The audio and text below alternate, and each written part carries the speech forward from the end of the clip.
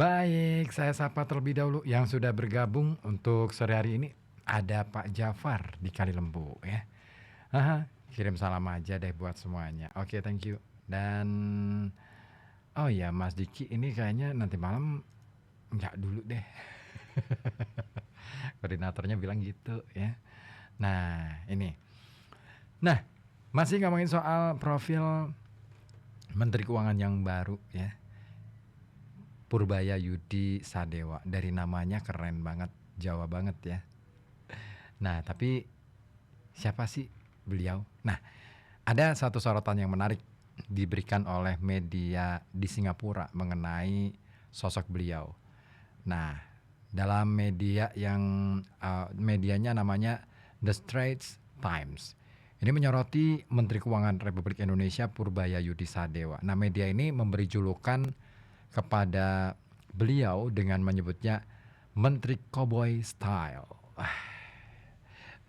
Dahsyat ya. Nah, hal ini terlihat dalam artikel analisis Indonesia's New Cowboy Style Finance Minister bets big on growth. Nah, disebut di sana bagaimana Purbaya optimis terhadap pertumbuhan ekonomi walau ada keresahan pasar dan kritik. Nah, seperti ditulis dalam laman itu, Menteri Keuangan baru Indonesia, Dr.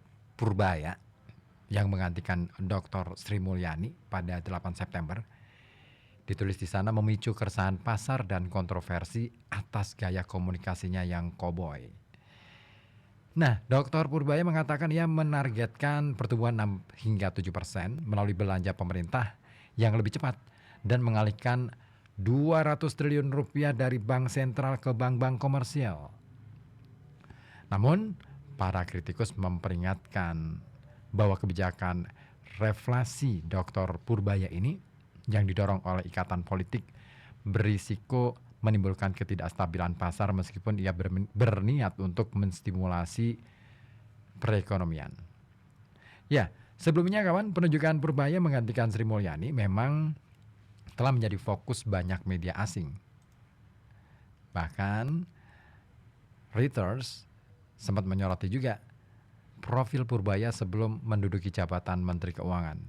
Nah, dalam artikel yang berjudul Indonesia Replace Respected Finance Minister with Economists Promising Rapid Growth yang terbit pada tanggal 8 September lalu, dituliskan di sana bahwa Purbaya sebelumnya merupakan kepala lembaga penjamin simpanan atau LPS. Nah, pemberitaan yang sama juga dikabarkan oleh media asal Channel News Asia atau CNA. Dalam artikel yang judulnya Indonesian Finance Minister Sri Mulyani removed as Prabowo reshuffles cabinet following weeks of protest. CNA menyoroti profil Purbaya di luar portofolionya sebelum menjadi kepala LPS.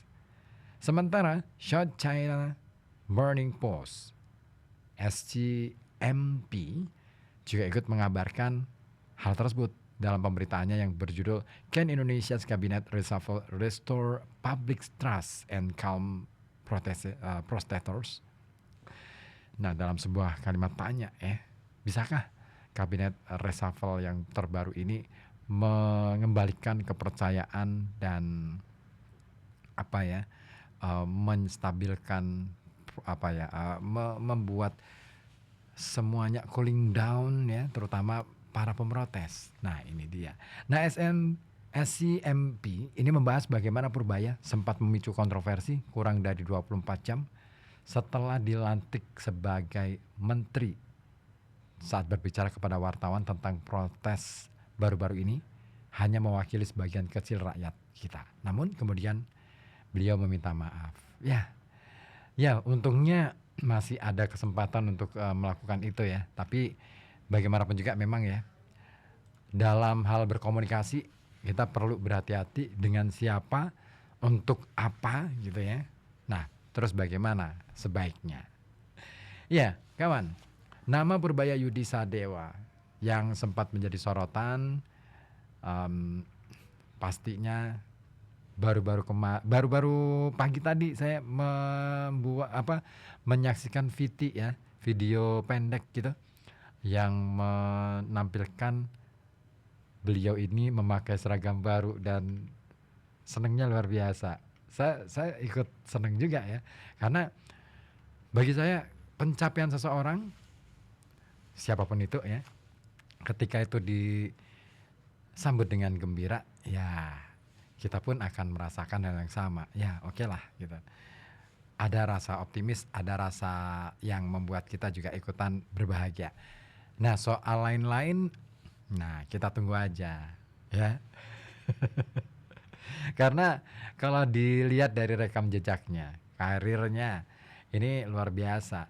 Dari mulai tahun 2089 sampai 94 dia menjabat sebagai field engineer di Schlumberger Overseas SA ya. Kemudian tahun 2000 sampai 2005 menjadi senior ekonomis di Dana Reksa Research Institute. Terus kemudian dilanjut lagi 2006-2008 Direktur Utama PT Dana Reksa Securities. Tahun 2005 sampai 2013 Chief Economist Dana Reksa Research Institute. Dan jejaknya panjang banget ya, perannya luar biasa. Terutama saat menjadi staf khusus bidang ekonomi Kemenko Perekonomian tahun 2010-2014, anggota Komisi Ekonomi Nasional juga, Deputi 3 Bidang Pengelolaan Isu Strategis Kantor Staf Presiden tahun 2015, staf khusus di Kemenko Polhukam 2015 sampai 2016 dan Kemenko Kemaritiman 2016 sampai 2018. Nah, puncak karirnya di pemerintahan adalah saat dipercaya sebagai Ketua Dewan Komisioner Lembaga Penjamin Simpanan atau LPS tahun 2020. Nah, di situ ia memegang peran strategis menjaga stabilitas sistem keuangan nasional. Ya kawan, dalam penunjukan mendadak, dalam penunjukan dia sebagai menteri, Purbaya mengaku hanya diberi waktu 3,5 jam sebelum pelantikan. Awalnya dia mengira kabar itu tidak benar, namun akhirnya terbukti dan sah ketika langsung dipanggil presiden. Sebagai Menteri Keuangan, Purbaya juga dihadapkan pada tantangan besar. Salah satu kebijakan awalnya adalah menyuntikkan dana 200 triliun rupiah ke sektor perbankan. Nah, langkah ini bertujuan menjaga likuiditas, memperluas penyaluran kredit, serta mendorong pertumbuhan ekonomi nasional. Beberapa waktu lalu saya juga sempat mengikuti pidatonya bahwa ya 200 triliun ini sudah dibagi-bagi ke bank-bank komersil, dan kata dia barangkali bos-bos bank ini sedang pada bingung nih mau diapain duit segitu. Nah, tentunya nantinya akan ada guidance, ada apa ya, semacam petunjuk gitu dari kementerian.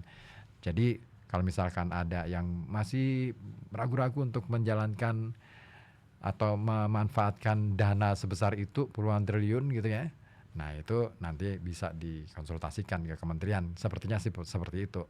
Dan harapannya sebenarnya ini akan menurunkan suku bunga, baik suku bunga kredit maupun deposit di perbankan, sehingga fluktuasi ya kondisi ekonomi ini bisa distabilkan. Nah, pertanyaannya adalah sejauh mana risiko atas kebijakan ini? Ini sebenarnya ngeri juga, ngeri-ngeri sedap sih sebenarnya. Ya oke lah, bagi orang yang memahami situasi ya, ini agak sedikit ngeri-ngeri bagaimana, tapi di sisi lain langkah ini boleh dibilang sebagai langkah yang berani dilakukan oleh Menteri Keuangan yang baru ini. Beberapa waktu lalu saya juga sempat membaca sebuah artikel yang menyoroti kebijakan itu ya, yang mengatakan bahwa alangkah baiknya duit segitu banyak itu dibagi ke koperasi atau ke BPR katanya. Apa alasannya? Nah, saya akan coba carikan lagi artikelnya. Oke, belum ada yang gabung lagi ya? Oke deh, nggak apa-apa. Yang penting Anda tetap stay tune di sini di FM 91,2 Radio Kota Batik, News Interaktif Solutif. Kali ini saya menghadirkan ke ruang dengar Anda